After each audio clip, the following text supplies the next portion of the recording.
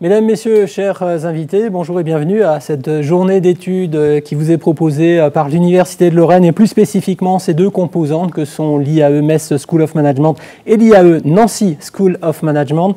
Un événement qui nous rassemble ici à Metz pour discuter avec profondeur d'un sujet d'importance stratégique pour toutes les parties prenantes de la société. Nous vous proposons en effet de réfléchir ensemble au management des organisations sanitaires, sociales et médico-sociales après la crise pandémique que nous avons traversé. Oui, toutes les parties prenantes de la société sont concernées. Elles vont des institutions publiques et privées, bien sûr, aux patients et usagers, en passant par tous les acteurs du monde de la santé, du social et du médico-social. Alors, inutile de vous dire que les organisateurs ont mis toute leur énergie dans l'élaboration du programme que vous allez découvrir. Vous verrez que de nombreuses et éminentes personnalités vont prendre de leur temps pour nous apporter leurs analyses, partager leurs expertises, proposer aussi leurs solutions. Alors, beaucoup d'échanges nous sont promis. Je suis fier de pouvoir les conduire. Merci à l'équipe d'organisation pour sa confiance. Comme vous pouvez le constater, je suis déjà très bien accompagné puisque j'ai la chance de pouvoir vous présenter les deux représentants des puissances invitantes à qui je vais demander de nous accueillir très officiellement, avant évidemment de donner la parole à Madame la députée européenne. Bonjour Julien Husson, comment ça va ? Très bien, merci. Alors vous êtes le directeur de l'IAE Metz School of Management qui nous accueille si qualitativement aujourd'hui. Je précise que vous êtes également le professeur titulaire de la chaire santé de l'Université de Lorraine que vous avez installé au sein de votre établissement ici avec le concours de nombreux soutiens et partenaires. Bien sûr, on en reparle dans quelques instants. À mes côtés, Bernard Balzani, bonjour. Bonjour. Tout va bien ? Très bien. Bernard Balzani, vous êtes maître de conférence en sociologie à l'Université de Lorraine, membre du laboratoire lorrain des sciences sociales. Je précise que vous êtes aussi le responsable adjoint de la mention management des organisations du secteur sanitaire et social à l'IAE Nancy School of Management. Alors je l'ai dit, c'est à vous et à vos équipes et aux partenaires que l'on doit cette journée d'études qu'on va vivre ensemble, une journée qui s'inscrit bien sûr dans la logique de vos spécialités respectives et plus globalement des domaines de formation et de recherche que vous portez au sein de vos établissements respectifs. Nous sommes dans les journées du MOS. Alors, est-ce qu'on peut un peu parler du MOS, Julien Husson ? Oui, le MOS, nom de code. Le MOS, en fait, c'est un diplôme, c'est un master, qui veut dire Management des organisations du secteur sanitaire, social et médico-social. C'est également des partenaires qui nous accompagnent parce qu'on forme beaucoup de cadres en formation continue. Et puis, c'est enfin une filière parce qu'autour de cette marque MOS, il y a un certain nombre de diplômes d'université plus spécialisés qui viennent compléter l'offre de formation de master. Bernard Balzani, pour compléter ce oui. premier propos. Pour compléter la prise de parole de Julien Husson, c'est effectivement une filière qui s'inscrit dans la réalité et dans dans l'actualité du secteur depuis bien longtemps, mais les événements de ces 2 dernières années amplifient encore certainement ce positionnement relativement central. C'est un ensemble de parcours de formation de niveau master, couplé avec des diplômes d'université, propres donc à l'Université de Lorraine, mais c'est aussi dans une logique de filière, une animation qui propose, comme aujourd'hui, des journées, des rendez-vous, qui essaye aussi d'être un acteur en fait, du territoire et un acteur des institutions et des partenaires qui interviennent sur le champ du sanitaire, du social et du médico-social. Alors Julien Husson, la chaire santé que vous dirigez s'intéresse évidemment de près à ce que l'on appelle traditionnellement l'économie de la santé. Alors pourquoi est-ce important, voire stratégique, de disposer d'une chaire comme celle-ci au sein de votre composante universitaire ? Au-delà de la visibilité qu'une chaire apporte, ça permet de mettre autour de la table les acteurs du système de santé, les territoires, les partenaires territoriaux, locaux, nationaux et internationaux, je dis ça à côté de la députée européenne, et puis les acteurs de la recherche et de la formation de l'université. Donc c'est un espace de collaboration qui permet de faire émerger des projets de recherche à fort impact managérial, c'est-à-dire des projets de recherche qui ont une utilité sociale tout de suite, à court terme, pour les acteurs du système de santé et les territoires. Alors justement, Julien Husson, quels sont les travaux actuels sur lesquels vous êtes engagés tous ? Dans la chaire, aujourd'hui, il y en a 2 principalement. Un lié aux bonnes pratiques de management, d'organisation dont on va parler aujourd'hui, qui ont été mises en place durant la crise Covid et qui peuvent peut-être être pérennisées. On a vu que la crise a permis de court-circuiter certaines procédures et que finalement ça ne marche pas si mal. Et puis nous avons un deuxième projet que l'on conduit avec un groupe de cliniques privées qui est le groupe Elsan, qui vise à mesurer l'impact socio-économique d'un établissement de santé sur son territoire. Groupe Elsan qu'on va retrouver tout à l'heure. Comme d'autres partenaires, Bernard Balzani, ces différents secteurs de la santé sont évidemment en profonde mutation, indépendamment d'ailleurs de cette crise sanitaire qu'on a traversée. Alors, quelles sont les spécificités des formations que vous portez sur ces champs au sein de l'IAE, plus globalement au sein de l'Université de Lorraine, bien sûr? Oui, bien sûr. Dans le secteur de la santé, plus particulièrement le secteur de l'action sociale et du médico-social vise en fait à permettre aux cadres responsables de ces institutions et services de pouvoir développer les réponses adéquates sur le territoire, mais également en direction des populations. Parce que je crois qu'il ne faut pas oublier, au-delà des organisations, ce sont aussi des populations, des publics qu'on dit un peu dans le jargon institutionnel des publics cibles, mais que ce soit des personnes âgées, des jeunes en difficulté ou que ce soit des personnes en situation de handicap. Les formations que nous développons ont pour objectif de permettre une meilleure prise en charge, un meilleur accompagnement de ces publics et notamment, pour ce qui nous revient, la formation et la professionnalisation de ceux qui ont en charge les organisations en direction de ces populations. Alors messieurs, j'ai simplement envie de vous demander à tous les deux, pourquoi cette journée et pourquoi maintenant? Julien Husson, Bernard Balzani, les deux, pas en même temps. Alors on va se faire des politesses. Non, mais non, Pourquoi? On ne va pas être dans cette logique-là. Pourquoi? Parce qu'il nous semble que au-delà de la question de la formation, des contenus de l'enseignement, c'est aussi une responsabilité pour nos institutions que de participer à l'animation des débats et l'animation d'une réflexion conjointe sur ces questions, et notamment sur cette question plus particulière de la pandémie, avec toutes les conséquences qu'elle génère. Et notamment, une conséquence, c'est elle va certainement profondément changer le paysage et nos environnements, y compris d'enseignement et de formation. Et donc, il nous semblait intéressant d'être dans cette dynamique-là, de proposer, au-delà d'enseignement simplement, mais de proposer une animation qui permette aux acteurs de se rencontrer, d'échanger, de confronter. Ils ont été relativement enfermés dans leur institution, dans leur établissement. Et là, c'est l'occasion de s'ouvrir, même si techniquement, on a fait le choix du virtuel.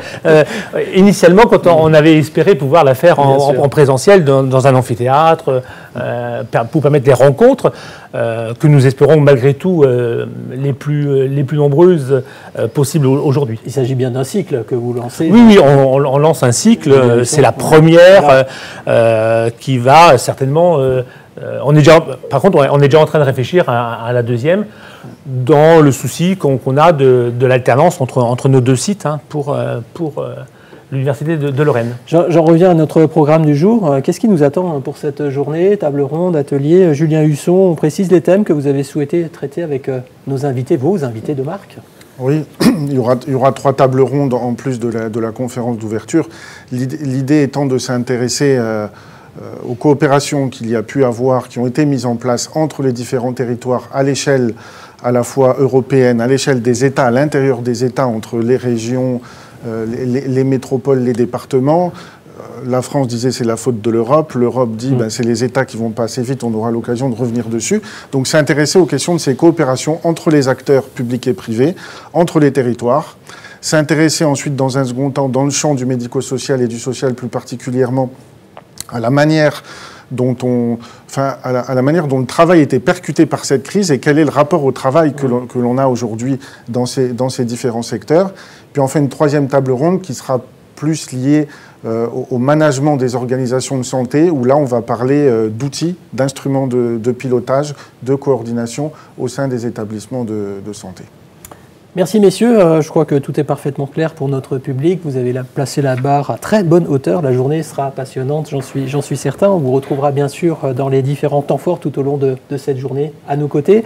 Mesdames, messieurs, chers invités, l'événement proposé aujourd'hui, est-il nécessaire de le rappeler, s'inscrit bien évidemment dans un contexte qu'on va qualifier de particulier. La crise de la Covid-19 a évidemment été soudaine, brutale et d'une durée exceptionnelle, générant de fortes tensions dans les champs sanitaires, sociaux et médico-social. Alors comme l'indiquaient les organisateurs dans leur invitation, il pourrait être rassurant de la considérer comme un choc ponctuel qu'il s'agissait de surmonter au mieux, mais elle peut aussi être analysée comme la manifestation d'un environnement plus incertain dans lequel le système de santé, tout comme les institutions médico-sociales et sociales, pourraient à nouveau se retrouver en première ligne et confrontés au risque d'être submergés. Alors dès lors, il nous paraît essentiel de tirer les enseignements de la crise pandémique pour permettre à chacun des acteurs concernés d'adapter son organisation et son fonctionnement afin qu'il soit plus résilient. Vous y faisiez déjà allusion, Julien Husson. Vous l'avez compris, cette journée d'études a pour ambition de comprendre comment les forces en présence, les cadres, les équipes ont vécu et géré cette crise et sont parvenus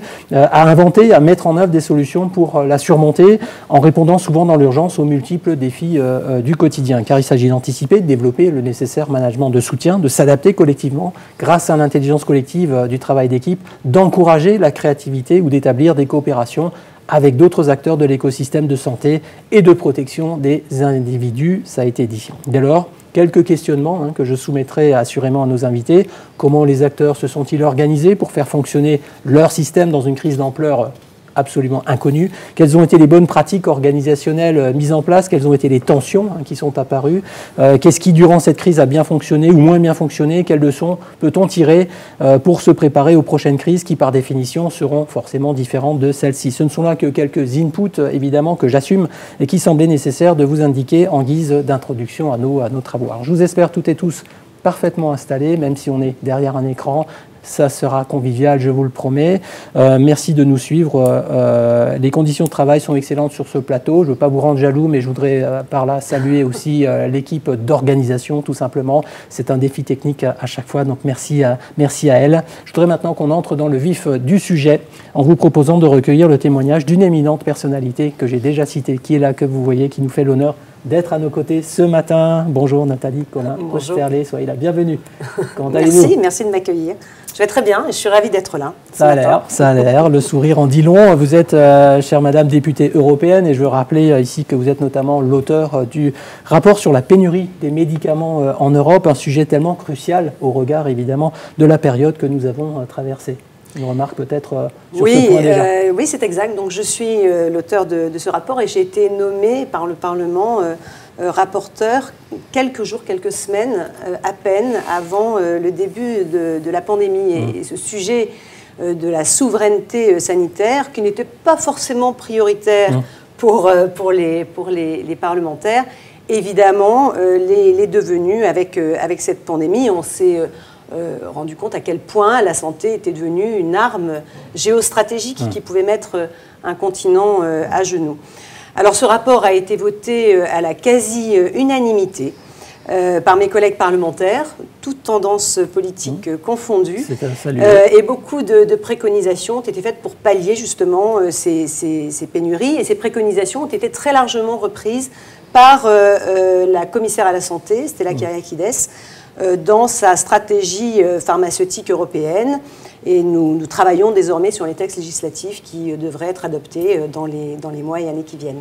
Alors Nathalie Colin-Osterlé, il n'y a aucune curiosité mal placée de ma part, mais comment avez-vous vécu cette crise ou votre crise vue de votre mandat de parlementaire? Écoutez, ce qui a été très douloureux au départ, c'est de voir l'impréparation totale des États membres et de l'Union européenne. C'est pas décourageant face à cette pandémie.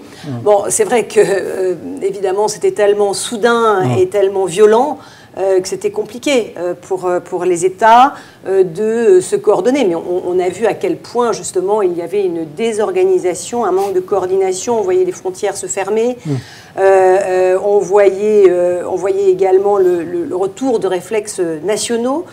Et puis, d'un point de vue plus personnel, le Parlement a demandé aux députés de rester chez eux. Donc on s'est mis à travailler de chez nous, on s'est mis à la visioconférence, et c'était le moment où j'étais nommée rapporteure sur ce sujet qui devenait extrêmement prioritaire et sur lequel on me demandait de rendre mes conclusions et mes préconisations dans un délai très très court, un timing très serré de 6 semaines. Donc il a fallu organiser toutes les auditions, c'était les auditions le jour, les synthèses et le travail de rédaction la nuit, dans un délai très très court. Mais on s'est tous rendu compte finalement que si les auditions avaient dû se faire en présentiel, etc., ça aurait été certes plus convivial, mais on ne serait jamais arrivé à rendre ce rapport dans un timing aussi serré.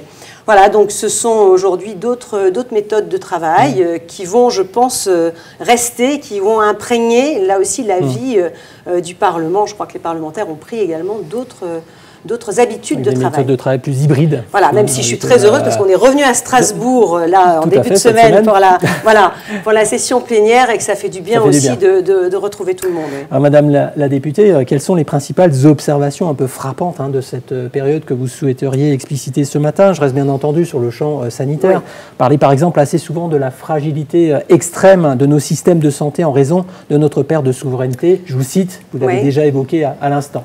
Oui. On peut creuser un peu. Alors, les pénuries de médicaments, il faut savoir, au sein de l'Union européenne, elles se sont multipliées par 20 en 20 ans, à peu près, entre 2000 et 2018.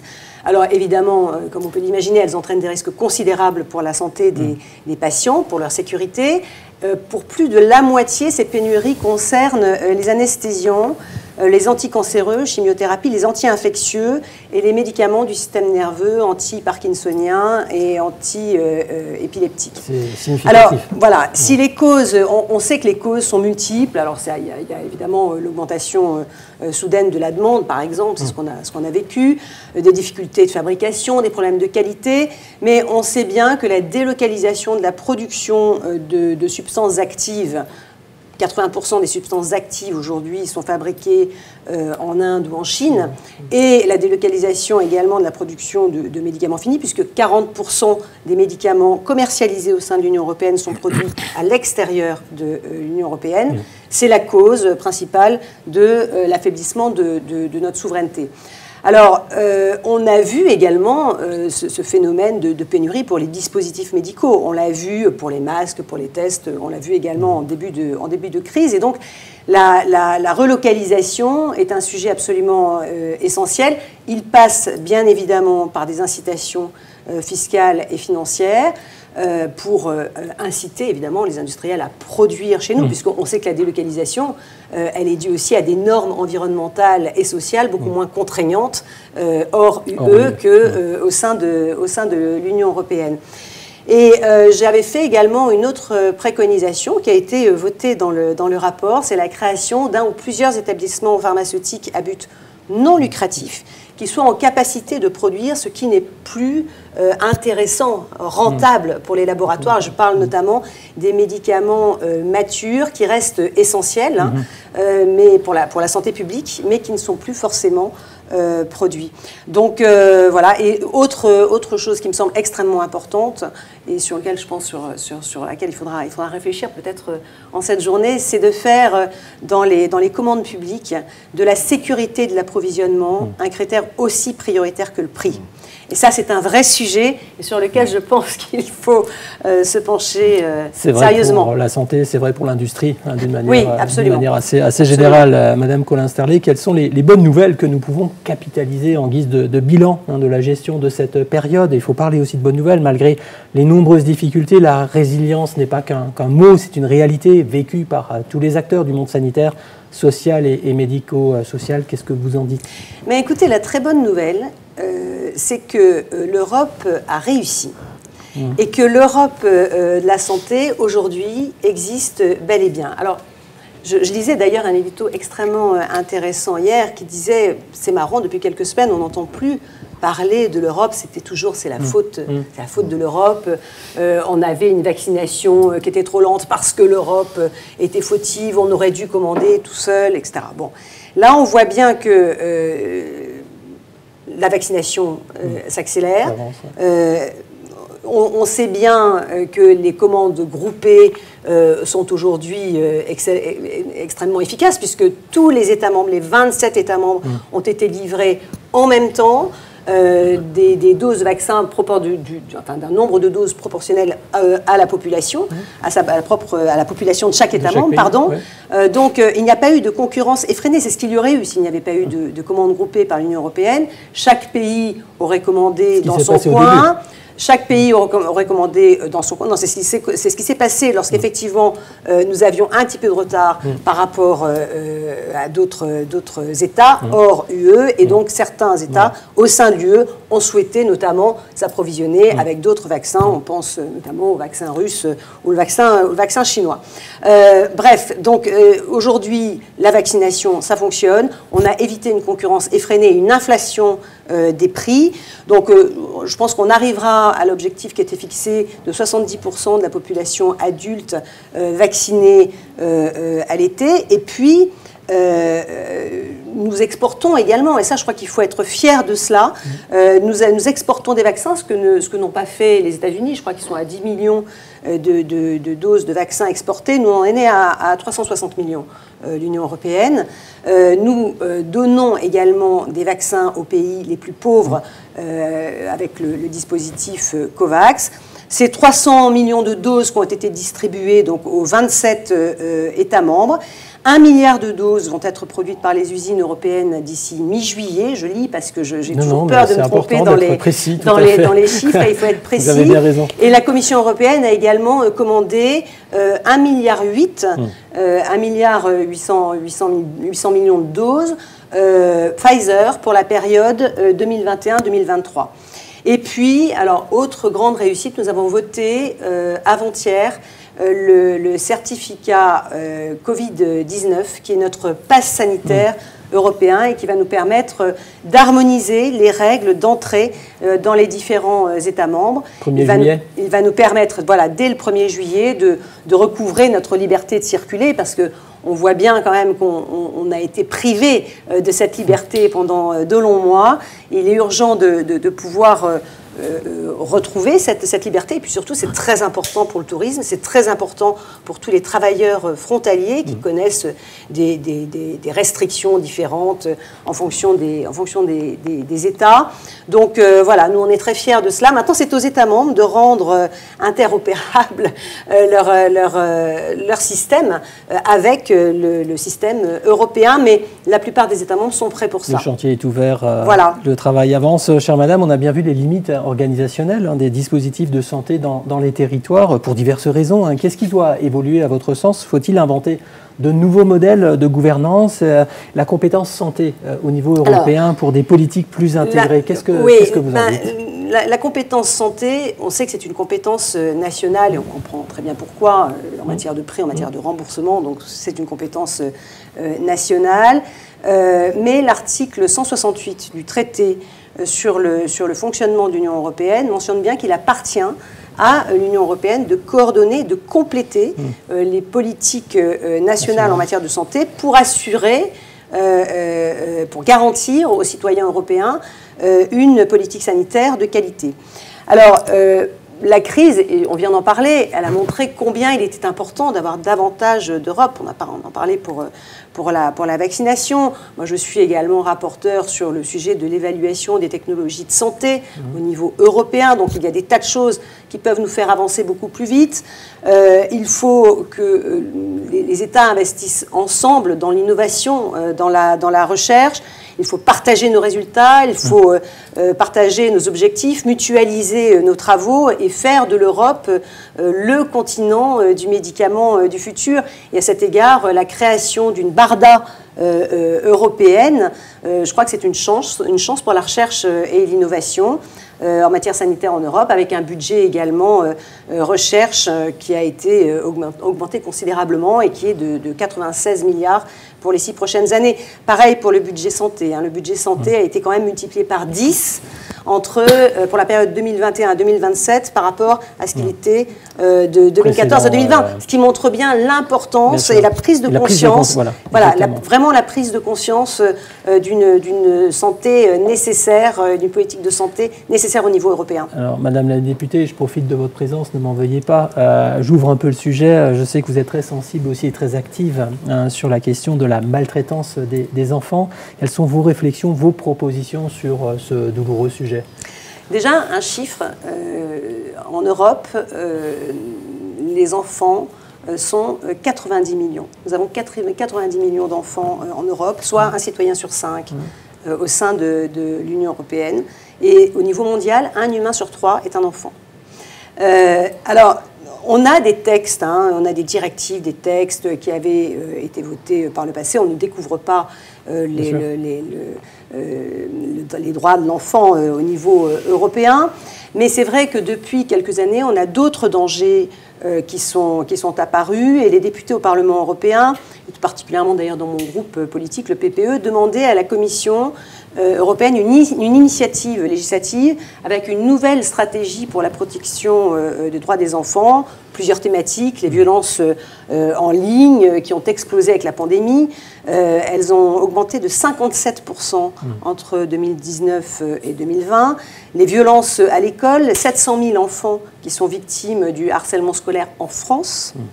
Les violences familiales, un enfant tué en France tous les 5 jours dans le cadre de violences intrafamiliales. L'inceste, un enfant sur 10. Donc on a effectivement plusieurs sujets, discrimination de toutes sortes, inégalité croissante face à l'apprentissage, une justice inadaptée aux enfants, une précarité croissante avec la pandémie. Donc beaucoup de sujets, mais moi ce qui m'a semblé extrêmement important dans un premier temps, c'est de nous attaquer aux violences en ligne et hors ligne. Et la Commission va présenter un texte législatif qui est extrêmement attendu, qui vise à lutter contre la violence à caractère sexiste et domestique, qui va formuler des préconisations pour prévenir ces pratiques. Et j'ai souhaité également que soit abordé le sujet des mariages forcés et des mutilations génitales dont les enfants sont victimes. 465 000 jeunes femmes concernées au sein de l'Union européenne, dont 125 000 en France, qui sont concernées par ces mutilations génitales et auxquelles donc nous devons apporter évidemment une réponse extrêmement ferme. Dont on ne parle pas très souvent et merci je pense que merci de le soulever. Je tenais à le faire aussi, de vous donner cette possibilité. Merci aux organisateurs. Je me dois de clore cette séquence passionnante. Une dernière question, Madame Colin-Sterlet. Votre message à toutes les forces en présence qui nous suivent aujourd'hui, il s'agit des acteurs de la santé, du secteur social, du secteur médico-social et aussi de la jeunesse qui se prépare à intégrer ces mondes professionnels. Eh bien, écoutez, un proverbe africain que j'aime beaucoup. Souvent rempli de bon sens. Seul, on va plus vite et ensemble, on va plus loin. Merci pour Madame la députée européenne. C'était court et clair. C'est un plaisir d'avoir pu échanger avec vous sur tous ces thèmes dont on voit qu'ils vous passionnent et que vous les prenez à bras-le-corps. Notre public appréciera. Nous apprécions aussi. Merci infiniment. Merci. Mesdames, Messieurs, cette séquence d'ouverture de la journée du MOS en Lorraine 2021 touche déjà à sa fin. Nous allons faire une courte pause, le temps de mettre en place le plateau de la première table ronde de la matinée qui débutera à 9h40-45. Le temps aussi de procéder au nettoyage. Vous l'aurez constaté, tout a été mis en place pour parfaitement respecter les conditions sanitaires. Prenez le temps d'un café, d'un petit coup de téléphone, faites comme bon vous semble, mais restez bien avec nous. On se retrouve dans quelques instants. À tout à l'heure.